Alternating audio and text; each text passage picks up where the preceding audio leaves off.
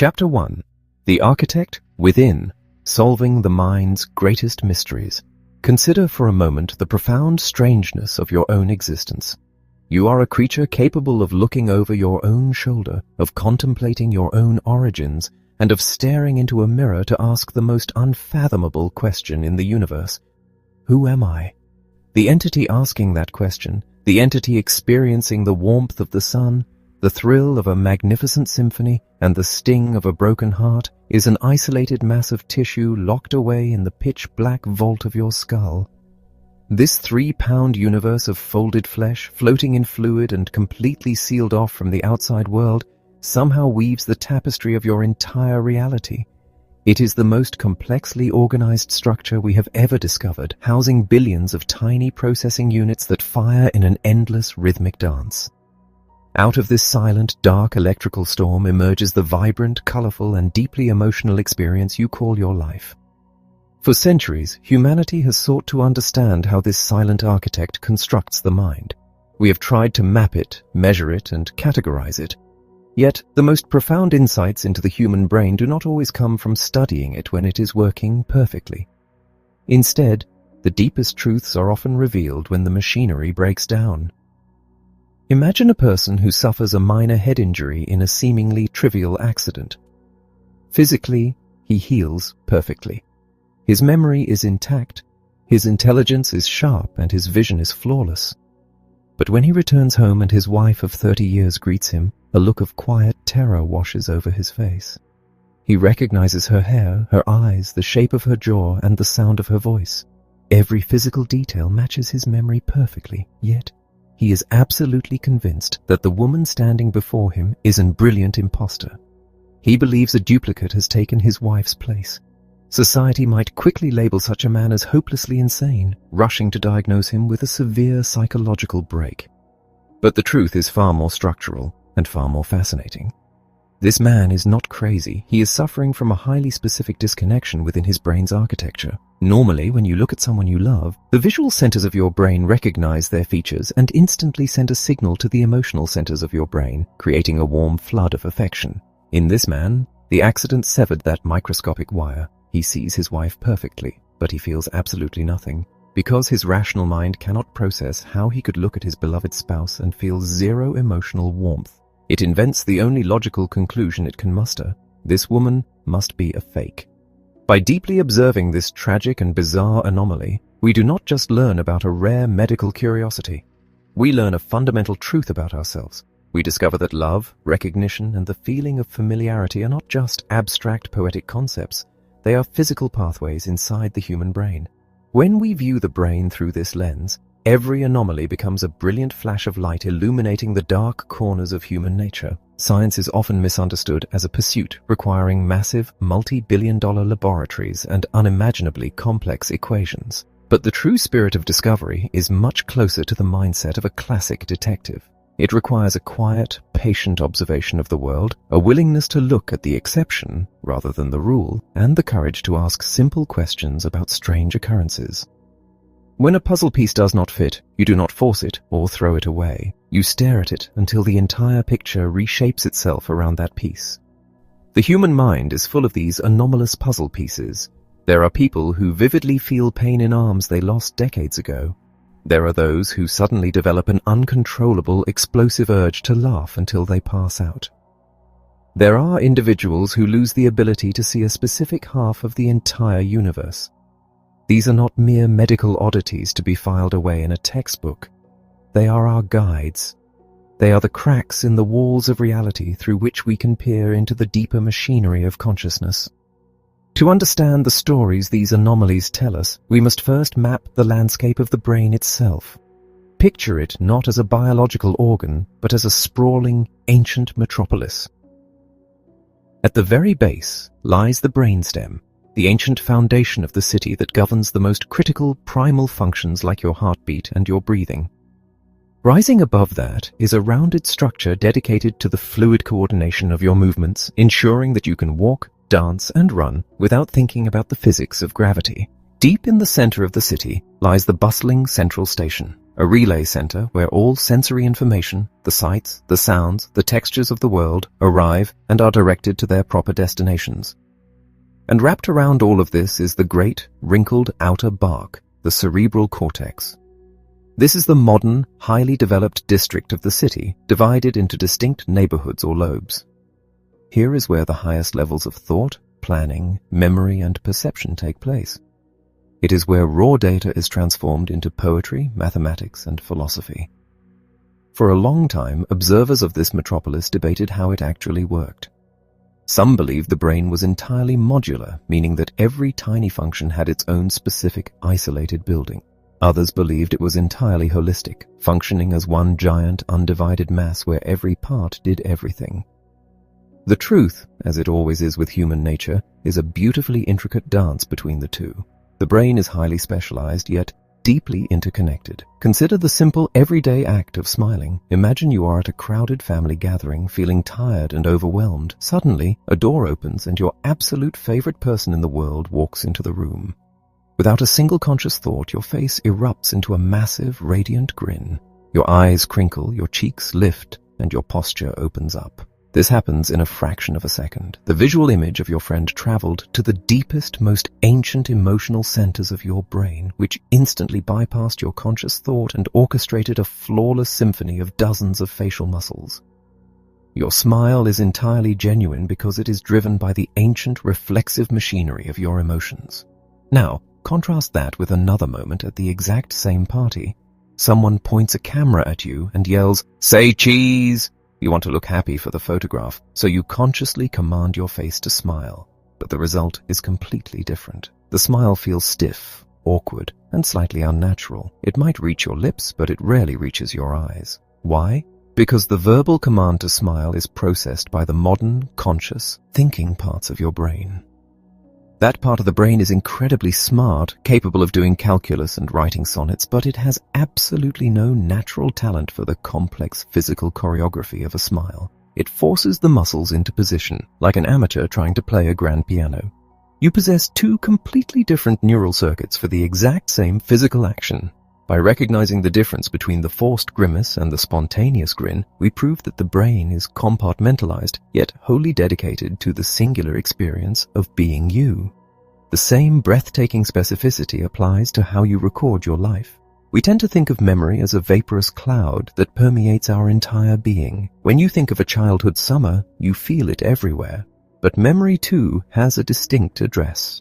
Imagine a man who suffers damage to a tiny, seahorse-shaped cluster of cells deep within the folds of his brain. If you meet this man, you will find him intelligent, witty, and perfectly articulate.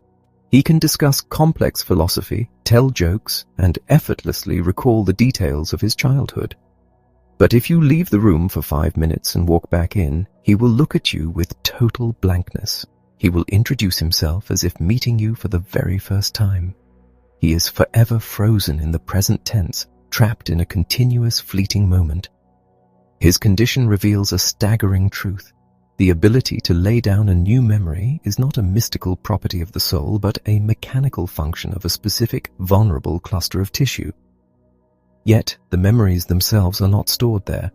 The cluster is simply the gateway, the printing press that stamps new experiences into the vast library of the mind.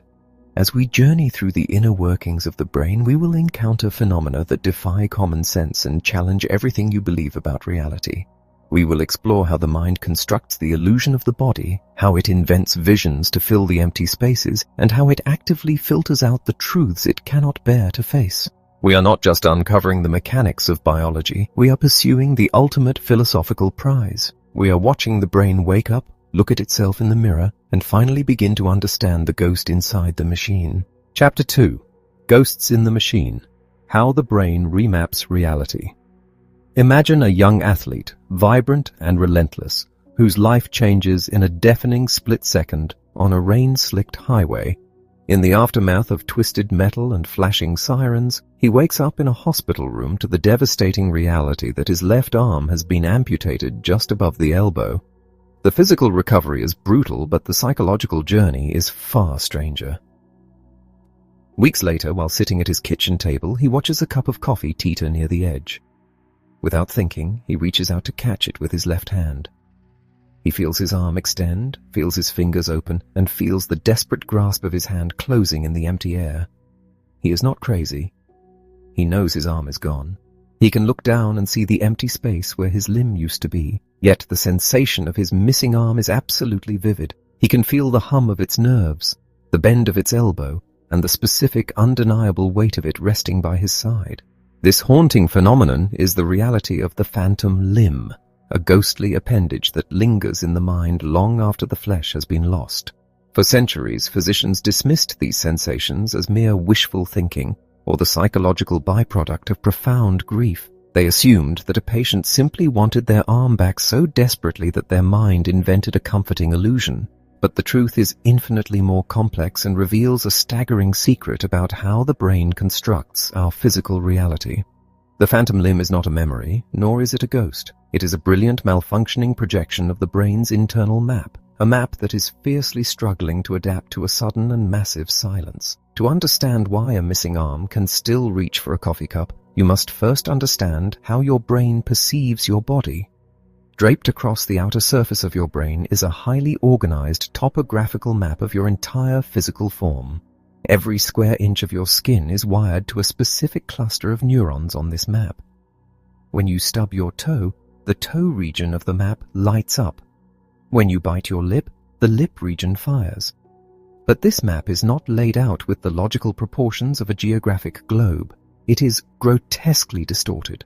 The areas of your body that require the most sensitivity, like your lips, your tongue, and your hands, take up massive amounts of real estate on the brain's surface, while less sensitive areas like your back or thighs occupy only a tiny fraction of space. Furthermore, the map is not drawn in the exact order of your physical body.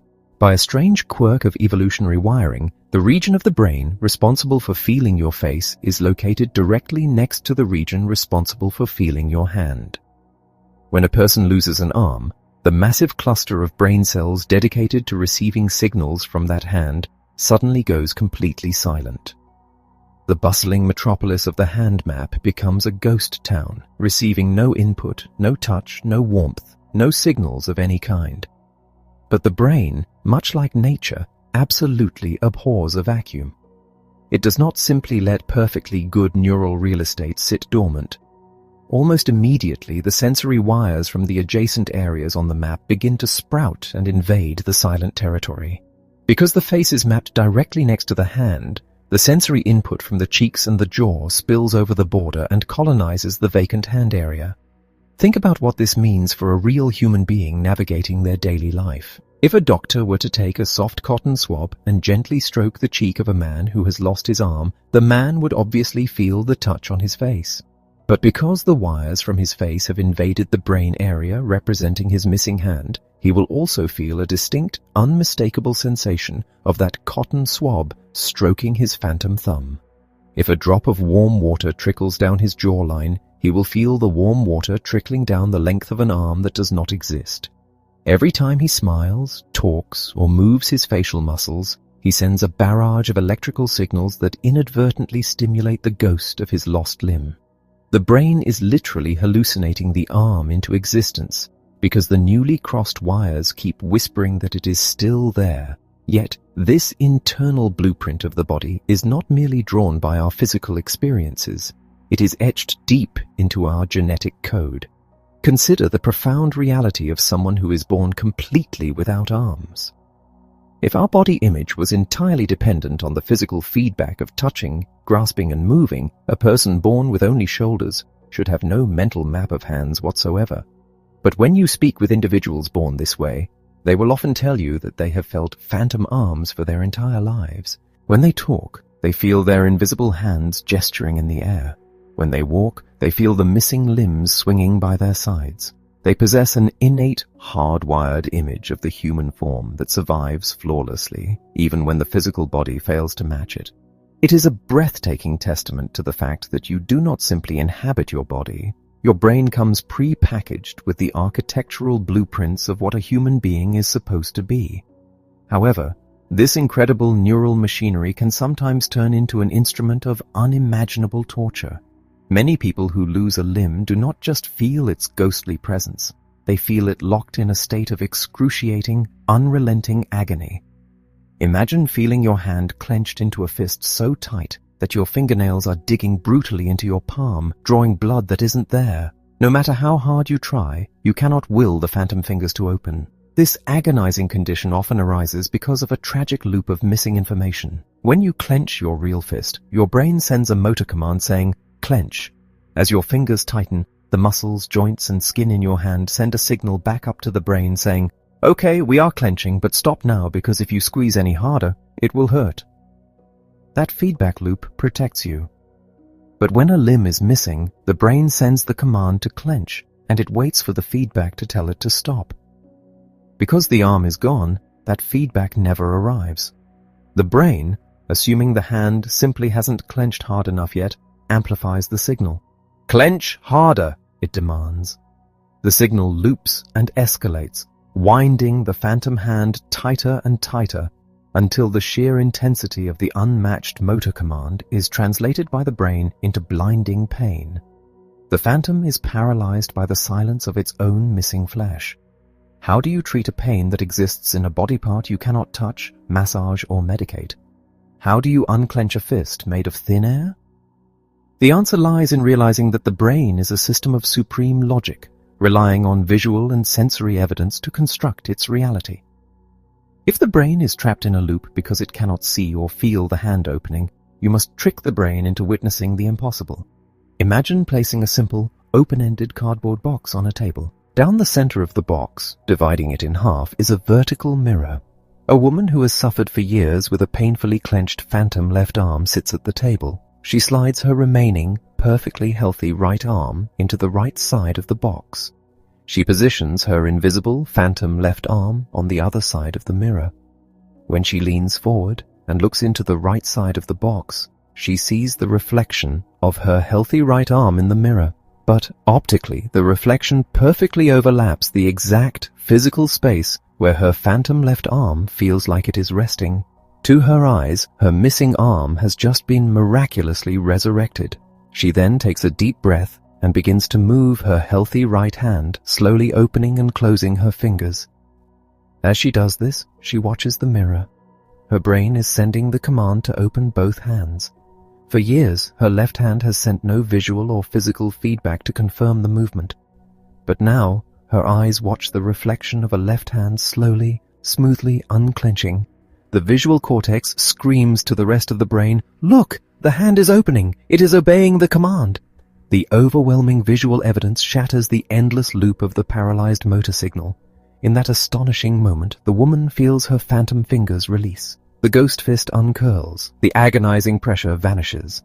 By using a simple piece of glass to feed the brain a beautifully orchestrated lie, the illusion of pain is cured by the illusion of sight. The mind's iron grip on its own suffering is released simply by changing the story it is allowed to see. These phantoms teach us something deeply humbling about the nature of our everyday existence. You walk through the world assuming that your body is a solid, permanent fixture, an unchangeable vessel that belongs strictly to you. But your body image is entirely transient. It is a fluid, dynamic projection, constantly being redrawn and renegotiated by the frantic whispering of billions of neurons in the dark. The ghost in the machine is not just the phantom limb of an amputee. The ghost is the very concept of your physical self, an incredibly convincing illusion that your brain has temporarily constructed, allowing you to walk, reach, and hold on to the beautiful, fragile reality of the world. Chapter 3. The Unconscious Navigator. Seeing without knowing. You wake up in the morning, open your eyes, and the world simply appears. It is a seamless, vibrant, three-dimensional panorama full of color, depth, and meaning. Because this daily miracle feels so entirely effortless, we tend to cling to a very persistent common-sense illusion about how vision actually works. We imagine that our eyes act like sophisticated video cameras, capturing the light of the outside world and transmitting it down a fleshy cable to a tiny movie screen located somewhere deep inside the dark theater of the brain. It feels as though there is a small conscious version of you sitting in that theater, watching the movie of reality unfold. But if you truly think about this camera metaphor, it falls apart almost immediately. If there is a screen in your mind, who is watching it? You would need a tiny person inside your head to view the image, and then another, even tinier person inside their head to process what they are seeing, creating an infinite, impossible loop of watchers. The truth is far more profound.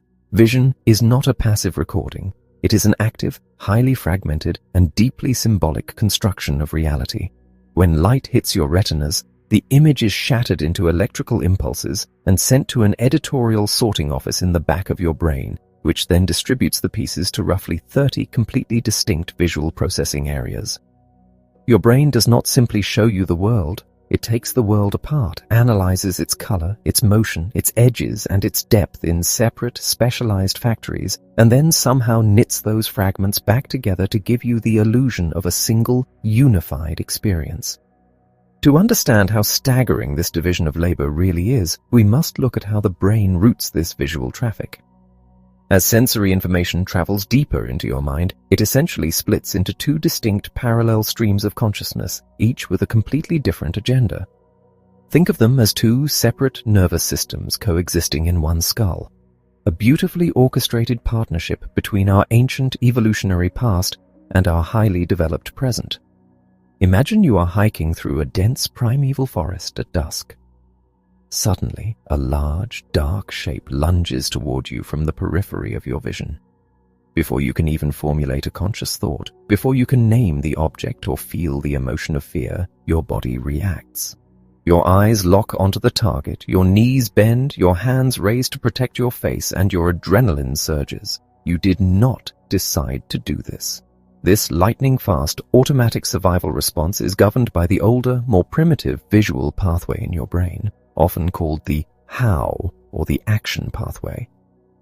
This ancient system does not care about what the object is, what color it is, or whether it is beautiful. Its only job is spatial navigation and immediate action. It constantly calculates where things are in space, how fast they are moving, and how your body needs to position itself to grab them, dodge them, or run away. A fraction of a second later, the second, evolutionarily newer visual stream catches up. This is the what pathway, the stream of conscious recognition. This pathway takes the visual data and compares it against the vast library of your memories, your knowledge, and your emotions. It tells you that the lunging shape is not a predator, but simply a heavy tree branch falling in the wind. Only then do you exhale, lower your arms, and consciously understand what just happened. The how pathway kept you alive, while the what pathway allowed you to understand. But what would happen if this delicate partnership were broken? Imagine a woman who survives a severe neurological trauma. Physically, her eyes are perfectly healthy, but the what pathway in her brain, the stream responsible for conscious recognition, has been completely destroyed. If you were to sit across from her at a table and hold up a coffee cup, she would look at you with total blankness. She cannot tell you what you are holding. She cannot perceive its color, its shape, or its purpose. To her conscious mind, she is entirely blind. Her world is a void of unrecognizable shadows. Yet, if you gently ask this woman to reach out and take the object she insists she cannot see, something impossible happens. Her arm lifts from the table and glides through the air with absolute, unhesitating precision. As her hand approaches the invisible cup, her fingers automatically open to the exact width required to grasp the handle, and she takes it from your grasp flawlessly. If you ask her to take a key and slide it into a narrow lock, she will smoothly rotate her wrist to the precise angle necessary to match the slot, even though she cannot consciously see the lock or the key. When you ask her how she did this, she will likely be just as astonished as you are. She might claim it was a lucky guess, or that she simply felt a strange intuition. But it is not a guess. It is the raw, undeniable proof that the how pathway, her ancient spatial navigator, is still perfectly intact. Even though her conscious, thinking mind is blind, there is an unconscious intelligence inside her that can see the physical dimensions of the world and guide her body through it flawlessly. This revelation shatters our most cherished assumptions about who we are. We love to believe that we are the absolute captains of our ships, that our conscious awareness directs every action we take. But the reality is that you have a silent, brilliant partner living inside you, an unconscious navigator that handles the staggering geometric complexity of the physical world. When you drive a familiar route home and realize you do not remember the last 10 miles, it was this silent partner reading the curves of the road. When a glass slips from the counter and your hand darts out to catch it before you even register it was falling, it was this hidden intelligence acting on your behalf. You are not a single unified pilot. You are a vast, complex collaboration of systems operating in the dark, working tirelessly to carry you safely through the waking dream you call reality. Chapter 4. Visions and Voids. The Imagination at Work. There is a profound and terrifying misconception about what it means to go blind. We imagine the loss of sight as a slow, tragic fade to black, a gradual dimming of the theater lights until the world is swallowed by an empty, suffocating darkness. But for many people who lose their vision, the darkness never arrives. Instead, the void left by their failing eyes is filled with an explosion of impossible, breathtaking, and entirely unbidden imagery. Imagine an elderly man, a retired architect whose eyes have slowly clouded over the years, leaving him with only a murky, grey awareness of the light in his living room. He sits in his favorite armchair, listening to the rain against the window. Suddenly, the grey fog parts. In the middle of his rug, he sees a majestic, fully rigged sailing ship, its canvas sails billowing in an invisible wind. He sees the intricate rigging, the polished mahogany deck, the vibrant blue water churning beneath its bow. He rubs his eyes, perfectly aware that he is sitting in a landlocked house, perfectly aware that a ship cannot sail across a Persian rug. Yet the image remains, sharper and more vividly colored than anything he has seen in decades. He is not losing his mind. He is entirely lucid. He is simply experiencing one of the most magnificent and misunderstood phenomena in the human brain, the desperate creative rebellion of a mind deprived of its primary connection to the world. When people begin to see these hyper-realistic, silent illusions, ranging from beautiful geometric patterns to parades of people in elaborate period clothing, they almost always keep it a secret. They suffer in silence, terrified that their families will send them to a psychiatric ward, terrified that they are descending into madness. But these visions are not the product of a fractured psyche. They are the product of a brain doing exactly what it was designed to do. The human mind harbors a deep, fundamental intolerance for emptiness. It absolutely abhors a vacuum. When the eyes stop sending reliable information to the visual centers of the brain does not simply shut down the projectors. It turns inward, dives into the vast archives of memory and imagination, and begins to broadcast its own reality onto the blank canvas of the world. To understand how the brain can conjure a sailing ship out of thin air, you have to understand a secret that your own brain has been keeping from you for your entire life. You are walking around right now with a literal hole in your vision. In the back of each of your eyes, there is a specific spot where the optical cable exits the eyeball and travels into the skull. In this spot, there are absolutely no light receptors. You are completely, physically blind in this small patch of your visual field. Why then do you not see two black, gaping voids hovering in front of you every time you look at the world? Why is your vision seamless? It is because your brain is a master counterfeiter. It actively monitors the edges of that blind spot, looks at the color and texture of the world immediately surrounding it, and seamlessly paints that texture over the whole. If you look at a textured wall, your brain takes the pattern of the wallpaper and stretches it across the void. It uses statistical probability to make an educated guess. It assumes that if there is brick on the left of the blind spot and brick on the right, there is probably brick in the middle. It edits your reality in real time, faking the details so brilliantly that you never even notice the lie. This mechanism is an evolutionary masterpiece. Your brain is a highly efficient machine that wants to save energy wherever possible. It does not want to scrutinize every single microscopic pixel of a wooden table to confirm that it is made of wood. Instead, it looks at the edges, recognizes the basic pattern of the grain, and then hastily fills in the rest, actively constructing the surface of the table in your mind. But what happens when the blind spot is no longer just a tiny dot? What happens when a disease or an injury wipes out a massive portion of a person's visual field? The brain's internal counterfeiter goes to work, trying to patch the massive hole. At first, it tries to stretch the wallpaper, filling the void with whatever simple colors or textures are nearby. But as the empty space grows, simple textures are no longer enough to satisfy the brain's insatiable demand for visual structure. The simple counterfeiter is replaced by the master storyteller. For decades, we thought of perception as a one-way street. We believed that the eyes captured the raw data of the world, sent it up to the brain, and the brain simply sat there, passively receiving the image. But modern science has revealed that perception is a frantic, two-way highway. Yes, the eyes send information up, but the higher, thinking centers of your brain, the vaults where your memories, your expectations, and your imagination live, are constantly sending information down. When you walk into a dimly lit room and see a shadowy shape in the corner, your brain does not just wait for the eyes to figure it out. It immediately begins throwing guesses down the highway. Is it a person? Is it a coat rack? Is it a dog? It projects these internal templates onto the shadow. Usually, your eyes gather enough light to send a message back up saying, "Relax, it's just a coat rack," and the illusion collapses into reality. Your perception is actually a constant, high-speed interrogation of the world. Now, imagine what happens when the eyes are broken. The higher centers of the brain are still throwing their guesses down the highway. They are still projecting templates, memories, and images into the visual cortex, but the eyes are silent. They send no data back up to confirm or deny the guess. Without the tether of incoming sensory truth, the brain's internal projections are allowed to run completely wild. The question, is it a sailing ship, is never denied by the eyes, and so the brain's magnificent visual machinery simply builds the ship, rendering it in breathtaking detail, projecting it directly into the person's conscious experience. These visions teach us something profoundly unsettling, yet exquisitely beautiful about the human condition. We move through our lives believing that we are like cameras, objectively recording the hard, undeniable facts of the universe. But we are not. We are the architects of our own experience. Every color you see, every face you recognize, every object you reach for is a dynamic, active construction of your mind.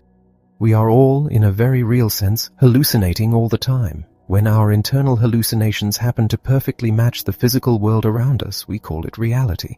But when the physical world fades away, the imagination does not stop. It keeps painting, keeps projecting, keeps striving to fill the void, proving that the human mind is not just a mirror reflecting the world, but a brilliant, unstoppable engine of creation. Chapter 5. Half a world away. The blind spot of the mind. Imagine a fiercely independent grandmother, a woman who has spent her entire life taking pride in her meticulous appearance and her impeccably organized home. One afternoon, she suffers a stroke, a silent storm in the right side of her brain. After a brief hospital stay, she returns home, seemingly herself again. The next morning, she sits at her vanity table to prepare for the day. She carefully powders her right cheek, applies a vibrant shade of ruby lipstick exclusively to the right half of her mouth, and diligently brushes the hair only on the right side of her head. When she sits down at the dining table for a meticulously prepared breakfast, she eats every morsel of eggs and toast on the right side of her plate, leaving the left half entirely untouched. To her family, watching this unfold is a deeply bewildering, even frightening experience. Her son gently points out her unkempt hair and the half-eaten meal. The grandmother looks genuinely perplexed. She shifts her gaze, her attention finally forced to the left, and suddenly she notices the remaining food. She expresses surprise, claiming she simply had not seen the toast sitting there. The family might initially assume she has gone blind in her left eye, but the truth is far more profound and far stranger. Her eyes are working perfectly. They are capturing every photon of light bouncing off the left side of the room. Her optical hardware is flawless, but the neurological spotlight of her attention has been completely extinguished. This woman is suffering from a condition known as hemineglect, a profound indifference to one entire half of the universe. To understand how half of reality can simply vanish from a person's mind, we must look at the way the brain constructs our sense of physical space. Deep within your brain, the temporal lobes act as the ultimate identifier, telling you what objects are and how you should feel about them. But it is your parietal lobes, located near the crown of your head, that serve as your internal GPS, creating a three-dimensional map of the external world so you can navigate, reach, and dodge without bumping into the furniture. Yet, the left and right parietal lobes do not share this mapping duty equally. The right hemisphere is the grand master of global space. It casts a wide, brilliant searchlight over the entire stage of the world, illuminating both the left and the right sides of your environment. The left hemisphere, however, is an extreme specialist. It casts a narrow, intense beam of attention strictly on the right side of the world. When a stroke damages the right parietal lobe, that grand global spotlight goes completely dark. The brain is left relying solely on the left hemisphere, which stubbornly shines its narrow beam only to the right. Consequently, the left side of the world is not merely darkened, it is entirely erased from the patient's conscious reality. But does the erased world truly cease to exist inside the brain? Here is where the mystery deepens into something truly astonishing. Imagine showing this same grandmother two simple line drawings of a house, stacked one above the other. They appear completely identical, except the house on the top has dark, threatening smoke and flames billowing from a window on the far left side. Because her conscious mind neglects the left side of space, she looks at the two drawings and declares confidently that they are exactly the same. Then you ask her a seemingly harmless question. Which of these two houses would you rather live in? She hesitates. A flicker of uncertainty crosses her face. She feels a strange, inexplicable intuition, a gut feeling she cannot articulate. Without knowing why, she points to the bottom house, the one that is not on fire. If you press her for a reason, she might invent an excuse, claiming the bottom house looks a bit cozier or perhaps slightly more spacious. She has no idea that she just made a life-saving decision. The profound truth is that her brain is still actively processing the left side of the world. Ancient, unconscious survival circuits are analyzing the smoke, recognizing the danger, and sending a quiet whisper of fear to her emotional centers. Her unconscious mind sees everything, even while her conscious mind remains locked in a half-world. This fractured reality becomes even more surreal when we introduce a simple, everyday object, a mirror. We take the laws of optical reflection completely for granted. If you are shaving or applying makeup and you see someone walk up behind you in the mirror, you do not turn around and speak to the glass. Your brain instantly performs the complex geometric calculation that the person is behind you. But for a patient with severe neglect, a mirror shatters the very laws of physics. Imagine placing a mirror on the right side of the grandmother's wheelchair, perfectly within her right-sided field of vision. You then stand on her neglected left side and hold out a pen. She looks into the mirror on her right and clearly sees the reflection of the pen.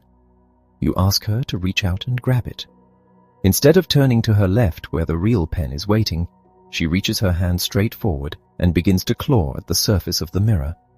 She tries to reach her fingers into the glass. She tries to peek behind the mirror's frame. When you ask her why she is struggling, she complains in frustration that the glass is in the way. When you ask her where the real pen is, she insists that it is inside the mirror. Why does a perfectly intelligent adult make such an absurd logical leap? Because in her newly constructed universe, the left side of space simply does not exist. It is a dimension that has been deleted from her reality. Therefore, it is far more logical for her brain to conclude that a pen is somehow magically existing inside a solid piece of glass than to admit that it exists in a void that her mind refuses to acknowledge. Her intellect, her understanding of basic physics, bends and twists to accommodate the bizarre new rules of her broken spatial map. These extraordinary behaviors are a breathtaking testament to how fiercely the human brain fights to maintain a cohesive story, no matter how warped the narrative becomes. We move through our lives believing that we are rational creatures making logical choices based on undeniable facts, but we are entirely at the mercy of the reality our brains are capable of projecting. When the map breaks, the world breaks with it. Yet the mind does not surrender to the chaos. It simply rewrites the laws of the universe to survive the journey. Chapter 6. The Anatomy of Denial. Why we lie to ourselves. We all possess a breathtaking, almost magical capacity for self-deception. Think of a time when you completely ignored a mounting pile of final notices on your kitchen counter, pretending your finances were perfectly fine. Think of the lingering physical ache you brushed off as mere fatigue, or the deeply fractured relationship you convinced yourself was just going through a temporary rough patch. We tend to view this kind of denial as a character flaw, a psychological weakness that we use to avoid facing the harsh, terrifying truths of our lives. But what if this tendency to lie to ourselves is not a flaw at all? What if the ability to completely ignore reality is a fundamental, hardwired survival mechanism built directly into the architecture of the human brain? To uncover the true mechanical nature of denial, we must look at what happens when this everyday psychological defense mechanism is amplified 1,000 times over by a catastrophic brain injury. Imagine a fiercely proud, retired concert pianist who suffers a severe stroke on the right side of his brain, leaving the entire left side of his body completely paralyzed. He is wheeled into a recovery room, unable to take a single step or even wiggle the fingers of his left hand. Yet when you ask this brilliant, perfectly lucid man how he is feeling, he looks at you with absolute confidence and declares that he is in perfect health. If you ask him if he can walk, he says yes. If you ask him if he can still play a complex, two-handed concerto on the piano, he beams with pride and insists that he can. This is not a case of a patient trying to be brave or putting on a courageous face for his family. This is a profound neurological condition known as anosognosia, a complete and absolute unawareness of one's own illness. If you gently ask this pianist to touch your nose with his paralyzed left hand, the hand will remain absolutely motionless in his lap. But if you ask him if he is touching your nose, he will look you dead in the eye and say, "Yes, I am touching it right now." If you ask him to clap, he will lift his working right hand, bring it to the center of his chest, and rhythmically strike the empty air. He will insist that he is clapping, his brain entirely fabricating the movement, the sensation, and perhaps even the sound of two hands meeting. For decades, psychiatrists tried to explain this surreal behavior using traditional psychoanalysis. They argued that the trauma of losing a limb's function was simply too devastating for the ego to bear, so the patient's mind retreated into a protective fantasy. But that purely psychological explanation has a massive, glaring flaw. If denial is just an emotional defense mechanism, why does it almost exclusively happen when the stroke occurs on the right side of the brain? When patients suffer identical strokes on the left side of the brain, resulting in right-sided paralysis, they are devastated, frustrated, and entirely aware of their tragic loss. They never claim their paralyzed arms are moving. This undeniable asymmetry proves that the urge to deny reality is not just an emotional reflex. It is a structural mechanism tied directly to how the two halves of your brain divide the labor of constructing your reality. Think of the left hemisphere of your brain as a brilliant, highly decorated military general sitting in a secure war room, tasked with creating a perfectly stable, unified battle plan for your life. Every second of every day, millions of sensory signals flood into the war room. The left hemisphere's job is to sift through this mountain of data and weave it into a single, cohesive story that makes sense. If a tiny, anomalous piece of information arrives that contradicts the main story, the general cannot afford to tear up the entire battle plan and start over. Doing so would result in absolute chaos and paralyzing indecision. So, the left hemisphere simply ignores the anomaly. It sweeps the contradictory evidence under the rug, represses it, or invents a plausible lie to explain it away, all in the name of preserving the stability of the grand narrative. But a general cannot run a war unchecked. He needs a counterbalance. That is the job of the right hemisphere, which acts as the ultimate devil's advocate. The right hemisphere operates like a skeptical scout, standing on the edge of the war room, actively looking for discrepancies, anomalies, and dangers. When the left hemisphere ignores a few minor inconsistencies, the right hemisphere stays quiet. But when the mounting evidence of reality becomes too overwhelming to ignore, the right hemisphere sounds the alarm, forcing the general to completely revise the battle plan and face the truth. Now consider what happens in the brain of the paralyzed pianist. The stroke destroyed his right hemisphere. The skeptical scout has been permanently silenced. The left hemisphere, the general, is now running the entire war room completely unchecked. It looks at the paralyzed arm, realizes it contradicts the belief that the body is healthy, and simply deploys its natural defense mechanisms in overdrive. It denies the paralysis. It hallucinates movements. It invents absurd excuses, claiming the arm is simply tired or suffering from a sudden flare-up of arthritis. Without the right hemisphere to hit the emergency brake, there is literally no limit to the delusional lengths the left hemisphere will go to protect its cohesive story. To see how incredibly deep this denial runs, you can offer a patient like this a simple choice. You place a large cash reward on the table and tell them they can earn a small amount of money by completing a simple one-handed task like screwing in a light bulb, or they can earn a massive reward by completing a two-handed task like tying a pair of shoelaces. A rational person with a paralyzed arm would immediately choose the light bulb, knowing their limitations. But these patients will confidently choose the shoelaces every single time. They will sit for minutes, helplessly fumbling with the laces with their one good hand, completely unbothered by their failure. Later, they will boast that they tied the shoes perfectly with both hands. The lie is absolute. But is the truth truly gone, or is it just locked away in the dark? In one of the most breathtaking experiments in modern neurology, researchers discovered a hidden back door to the repressed truth. If a doctor takes a syringe filled with ice-cold water and gently squirts it into the patient's left ear canal, it stimulates the vestibular nerve, tricking the brain into thinking the head is rapidly moving. This intense stimulation sends a massive jolt of energy into the dormant right hemisphere, temporarily waking up whatever fragments of the paralyzed scout still survive. Within moments, the patient's eyes begin to dart rapidly. If you ask the patient in that exact moment how they are feeling, the absolute certainty of their delusion shatters. For the first time since their stroke, they will look down at their lap, their voice trembling, and confess the horrifying truth. My arm is completely paralyzed. The cold water acts as a neurological truth serum, bypassing the left hemisphere's ironclad defenses and dragging the repressed reality into the light. Yet, the most heartbreaking and philosophically staggering moment comes just 30 minutes later. As the cold water wears off and the right hemisphere slips back into silence, the left hemisphere regains total control. If you ask the patient again about their arm, they will smile warmly and tell you it works perfectly. If you remind them that just half an hour ago they confessed to being paralyzed, they will look at you with total bewilderment, completely denying that the confession ever took place. They will rewrite their own history in real time to protect the illusion of the self. When we witness this extraordinary cycle of confession and erasure, we are not just looking at a medical tragedy. We are looking directly into the mirror of our own daily existence. We realize that the unified, rational self we hold so dear is a desperately maintained fiction. Your mind is a war room, constantly negotiating between the comfort of a beautiful lie and the shattering impact of the truth, proving that sometimes the only way the brain can survive the world is by fiercely refusing to see it. Chapter 7. Imposters and Illusions. The Search for Identity. Imagine a young man who survives a terrifying high-speed car collision.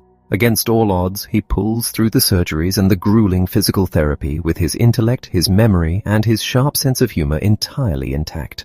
Finally, the day arrives for him to return to the childhood home he loves so dearly. As he walks through the front door, his mother rushes forward to embrace him, tears of profound relief streaming down her face. But instead of returning the embrace, the young man stiffens. He pulls away, his eyes wide with a cold, creeping terror. He studies the woman standing before him. He sees the exact same shade of her eyes, the familiar curvature of her smile, and the specific way she holds her hands. Every single physical detail is a flawless, undeniable match to the mother who raised him. Yet he looks at her and feels absolutely nothing. The overwhelming warmth, the deeply rooted sense of safety, the profound emotional tether that has defined his entire life with her, all of it is completely gone. Because his brilliant, logical mind cannot reconcile this horrifying emotional void, it leaps to the only conclusion that makes any sense. He backs away from her and whispers a chilling accusation. He declares that she is a brilliant, flawless imposter, a duplicate who has somehow kidnapped his real mother and taken her place. This young man has not suddenly lost his mind, nor has he developed a profound psychiatric illness born from the trauma of the crash. He is experiencing one of the most heartbreaking and philosophically staggering conditions ever discovered in the human brain, an anomaly that forces us to question what it actually means to recognize another human being. To understand how a son could look directly into his mother's eyes and see a stranger, we must look at the hidden, microscopic architecture of love and familiarity. When you look at the face of someone you cherish, your brain does not perform a single, simple task. It performs a beautifully synchronized duet. First, the visual centers in the back of your brain process the raw geometry of the face, confirming the shape of the nose, the distance between the eyes, and the texture of the skin. This is the cold, analytical identification of a physical object. But recognition does not stop there. That visual center instantly fires a signal down a microscopic neurological wire directly to the emotional core of your brain, a tiny, almond-shaped structure that governs how you feel. The moment that signal arrives, a warm flood of affection, shared history, and deep familiarity washes over you. Your nervous system reacts instantly. Your heart rate changes slightly, and the sweat glands on your skin open just a microscopic fraction in a physiological response to the person you love. But in the violent impact of the car crash, that single, fragile wire connecting the young man's visual centers to his emotional core was completely severed. Think about the profound cognitive dissonance his brain is suddenly forced to endure. His visual cortex works flawlessly. It looks at the woman and says, "This is an exact physical match for your mother." But the emotional core remains entirely silent. It receives no signal, it produces no warmth, no joy, and no physiological sweat response. The young man's conscious mind is trapped between these two undeniable facts. The woman looks exactly like his mother, but she feels exactly like a total stranger. The human brain is a master storyteller, and it absolutely refuses to tolerate a paradox. It must find a narrative to bridge the gap. If you were looking at a table or a chair and felt no emotional response, your brain would not care because you do not expect to feel an emotional surge when looking at furniture, but you intimately expect to feel something when you look at the woman who gave you life. Because that expected feeling is utterly absent, the young man's logical brain deduces a terrifying yet entirely rational narrative. It concludes that if this entity looks identical to his mother but evokes the emotional response of a stranger, she must be a stranger disguised as his mother. The delusion of the imposter is not a failure of logic. It is a desperate, flawless logical deduction based on a broken emotional tether. The sheer physical reality of this condition is proven by a fascinating, almost heartbreaking loophole in the brain's wiring. Imagine that same young man, terrified of the imposter in his living room, retreats to his bedroom and locks the door. The telephone rings. He picks it up and hears his mother's voice on the other end of the line. Instantly, a massive wave of relief and love washes over him. He talks to her normally, telling her how much he misses her and asking where the imposter has taken her. He knows without a shadow of a doubt that the voice belongs to his true mother. How is this possible? It happens because the auditory pathway in the brain, the wire that connects the hearing centers to the emotional core, is a completely separate physical cable from the visual pathway. The crash severed the visual wire, but it left the auditory wire entirely intact. When he hears her voice, the emotional signal successfully reaches its destination, and the warmth of recognition blooms inside him. But the moment he opens his bedroom door and looks at her face, the visual disconnect overrides everything, and the terrifying illusion of the imposter immediately returns. When we observe this tragedy of recognition, we are forced to confront a deeply humbling truth about the nature of our relationships. We like to think of our identity and the identities of those we love as permanent spiritual bonds that transcend the physical world. We believe that we would know our spouse, our children, or our parents anywhere, under any circumstances. But this hidden neurological mechanism reveals that love is not just a poetic concept. It is a physical reality. Familiarity is not just a memory, it is an active, ongoing electrical connection. You are physically tethered to the people you cherish by microscopic pathways inside your skull. Your entire reality, your sense of belonging, and your ability to look across a crowded room and feel the comforting anchor of a familiar face all depend on the silent, flawless transmission of a biological signal. When we finally understand that recognition is a delicate physical duet between seeing and feeling, we realize just how fragile and beautiful our connection to each other truly is. Chapter 8. The Spirituality Circuit.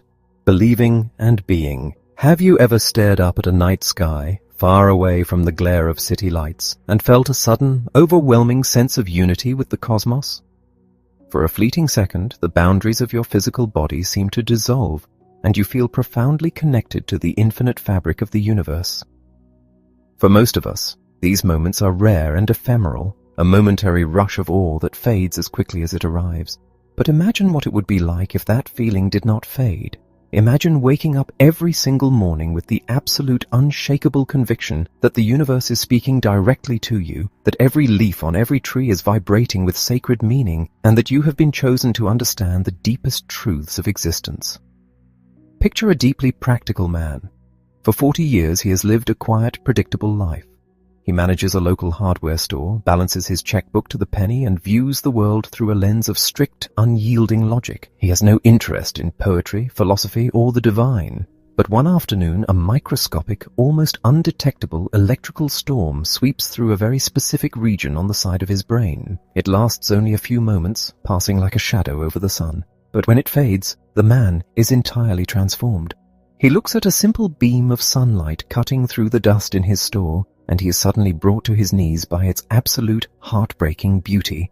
He feels the presence of something vast and infinite standing right beside him. Over the next few weeks, he begins to write furiously. He fills dozens of notebooks with dense, passionate essays about the interconnectedness of all living things, the true meaning of the cosmos, and the overwhelming presence of a higher power. His family is bewildered. The pragmatic man they knew is gone, replaced by a radiant, relentless mystic.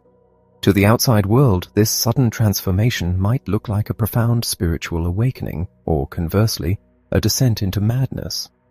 But the truth lies hidden in the intricate wiring of the human brain. This man is experiencing the effects of a localized electrical anomaly, a kind of hyperactive firing that occurs specifically within the temporal lobes, the areas of the brain resting just behind the temples.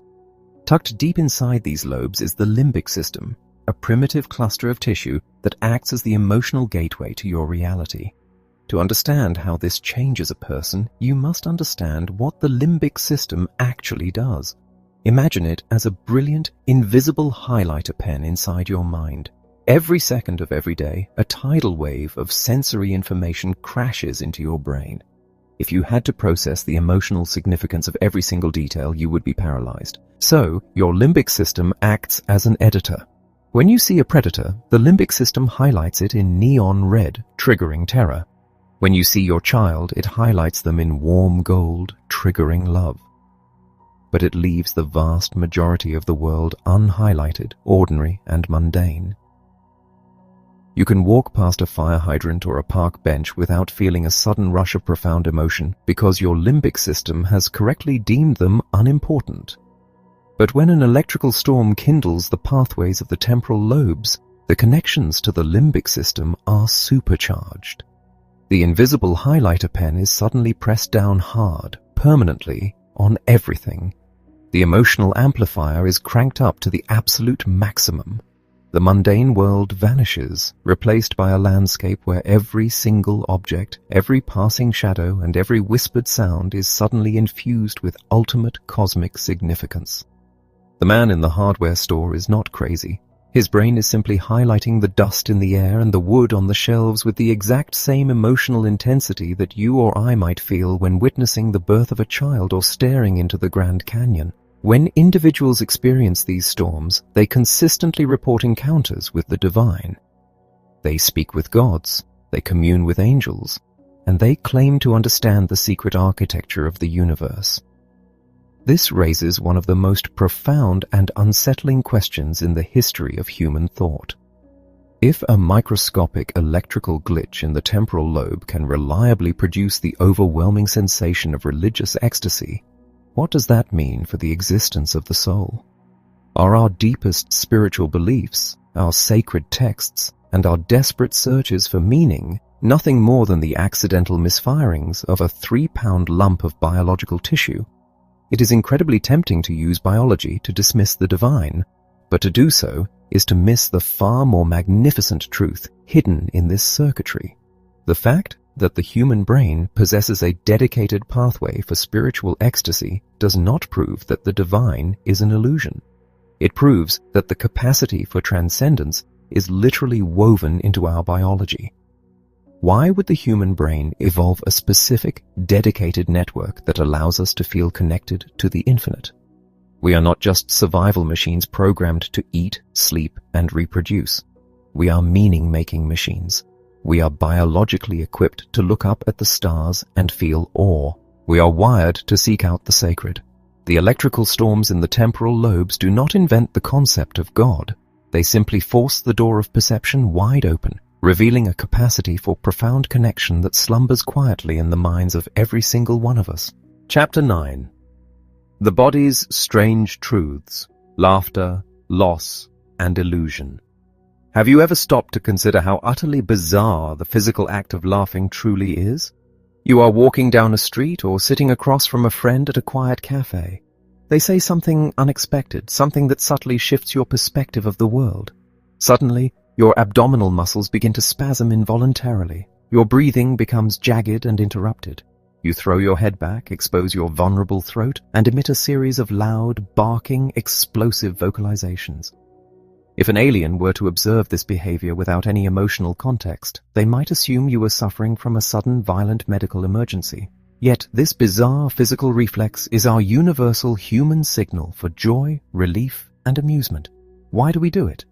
Think about the fundamental architecture of the brain we have explored so far. The brain is an ancient prediction machine constantly trying to anticipate the future to keep us safe from harm. Imagine one of our distant ancestors walking through a dense field of tall grass. A sudden, violent rustle in the brush triggers the fight-or-flight response. The heart pounds, adrenaline floods the nervous system, and the muscles tense for a life-or-death battle. Then, a small, harmless bird flies out of the brush. The massive, agonizing build-up of physical tension requires an immediate release. The brain realizes the anomaly is completely harmless, and it triggers a convulsive barking sound. This sound signals to the rest of the tribe, "Stand down, the threat was a false alarm, we are safe." Laughter, at its deepest evolutionary core, is the sound of a shattered expectation resolving into safety. But what happens when the neurological switch for this primal mechanism gets stuck? We have already seen how a stroke can delete an entire half of the visual universe or sever the fragile wire between visual recognition and emotional warmth. What if a similar misfiring circuit unleashed laughter without any joy whatsoever? Imagine an elderly woman sitting quietly in a grand public library reading a mundane history book. Suddenly, a tiny blood vessel deep in her brainstem ruptures. She does not feel a headache. She does not feel pain. Instead, she begins to chuckle. The chuckle builds into a full-throated, echoing laugh. A librarian hurries over to shush her, but the woman cannot stop. The laughter becomes harder, more violent, and entirely mirthless. Tears stream down her face, her chest heaving as she gasps for air. She feels no amusement, only the terrifying realization that her physical body has been completely hijacked by a hardwired reflex. The spasms continue for hours, exhausting her cardiovascular system to the absolute breaking point. It is a chilling demonstration that the behaviors we consider to be our most soulful human expressions are deeply rooted in fragile physical circuitry. When the wires cross, the body becomes a prisoner to its own mechanics. This haunting realization leads us to the most profound frontier of the mind-body connection. If a broken circuit can force the body to laugh until it collapses, what else can the mind command the flesh to do? We have already seen how the brain's internal map can hallucinate a missing arm, projecting phantom fingers and excruciating phantom pain into thin air. We know the brain possesses an innate hardwired image of the human form that survives perfectly, even when the physical body fails to match it. But the brain's power to shape reality extends far beyond missing limbs. It can orchestrate the breathtaking illusion of life itself. Imagine a woman who has spent her entire adult life longing desperately for a child. Year after agonizing year, the crib remains empty. The psychological weight of this desire becomes the defining, overwhelming focus of her entire existence. Then, one miraculous day, her cycle stops. Her abdomen slowly begins to swell. She feels the unmistakable fluttering kicks of movement deep inside her. Her body undergoes the profound, undeniable hormonal shifts of a pregnant woman. Overjoyed, she paints the nursery, buys the clothes, and prepares for the miracle she has waited a lifetime to meet. 9 months later, she is rushed to the hospital in the agonizing, breathless grip of active labor. She feels the brutal contractions ripping through her abdomen. The nurses prepare the delivery room. But when the doctor turns on the ultrasound machine and places the wand against her swollen stomach, the screen reveals a devastating, impossible truth. The womb is completely empty. There is no child. This is not a deliberate deception. It is not a conscious lie. It is a staggering phenomenon where the brain's internal expectation becomes so overwhelmingly powerful that it acts as a supreme dictator, forcing the physical body to conform to its profoundest desire. The mind does not merely interpret the body, it completely overrules it. When the psychological need reaches a critical threshold, the brain can trigger the endocrine system, flood the bloodstream with hormones, drastically distend the abdomen, and perfectly simulate the agonizing physical spasms of labor. The body becomes a captive audience to the mind's most desperate fantasy. When we witness the tragedy of the phantom pregnancy or the terror of uncontrollable laughter, we are forced to redefine the boundary between the physical and the psychological. We realize that the mind and the body are not two separate entities engaged in a polite, logical conversation. They are locked in a fierce, dynamic, and sometimes dangerous dance. The brain is the ultimate master architect. It is capable of building magnificent, terrifying illusions, and it possesses the absolute power to force the living flesh to reside inside them. Chapter 10. The Colors of Consciousness. Designing Your Own Reality. We have journeyed together through the astonishing, often bewildering landscapes of the human mind. We have seen how the brain can hallucinate a missing arm, completely erase half of the physical universe, and orchestrate the most elaborate deceptions to protect its own fragile narrative. We have discovered that the seemingly unified pilot steering the ship of your life is actually a vast, whispering collective of independent systems, ancient survival circuits, and unconscious navigators, all working in the dark. But as we reach the end of our exploration, we must finally turn to face the ultimate towering mystery of human existence. It is a question so profound that it has kept philosophers awake for thousands of years, and it is the final frontier of modern neuroscience. How does the frantic electrical firing of billions of microscopic cells generate the subjective, deeply personal feeling of being alive? To grasp the sheer magnitude of this question, consider the color red.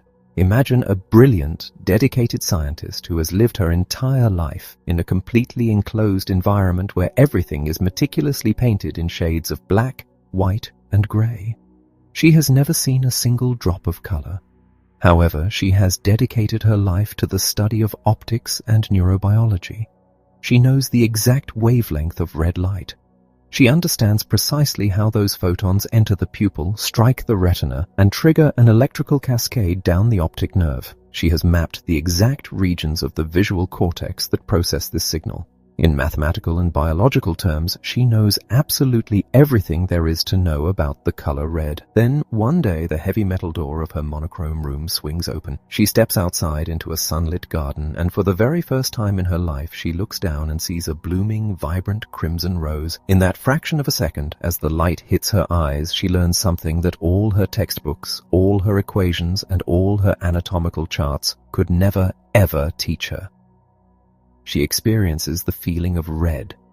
This unquantifiable, deeply subjective essence of experience is what philosophers call qualia. It is the redness of red, the sharp, stinging agony of a toothache, the warm, swelling wave of nostalgia when you smell rain on hot pavement. Science is incredibly adept at explaining the mechanics of the brain. We can trace the chemical pathways of a pain signal from a stubbed toe all the way up the spinal cord and into the cerebral cortex. But understanding the wiring diagram does absolutely nothing to explain why it actually hurts. How does objective, physical matter, tiny wisps of protoplasm floating in fluid, magically transform into the rich, vibrant, subjective theater of your consciousness?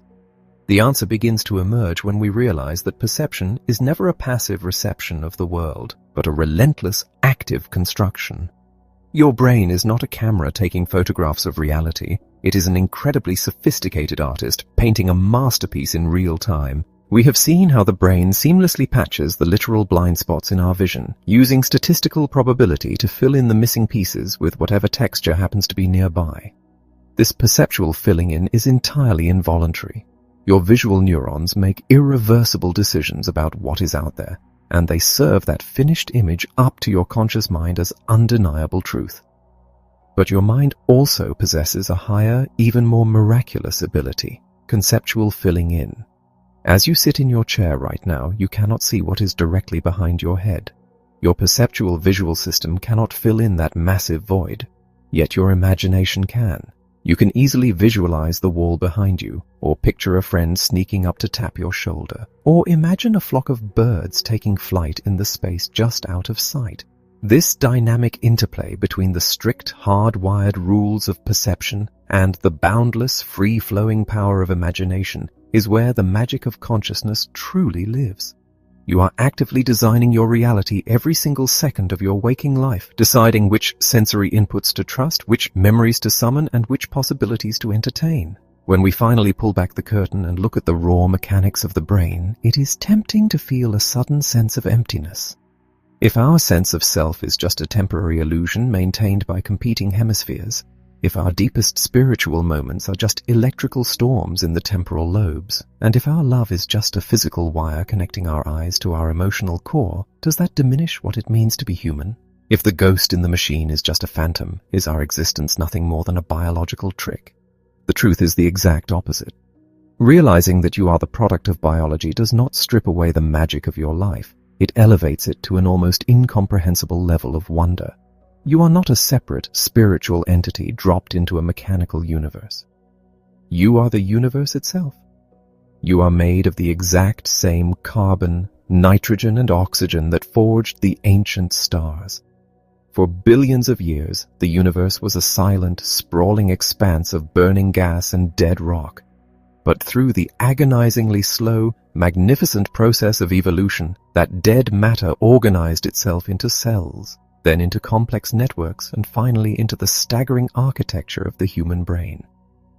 When you open your eyes and look at the stars, it is the universe looking back at itself. When you ask the question, "Who am I?"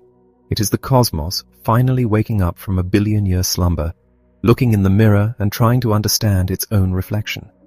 The fact that this extraordinary self-awareness arises from nothing more than the electrical firing of damp tissue inside your skull is not a reason for despair. It is the most beautiful, triumphant, and miraculous truth we could ever hope to discover.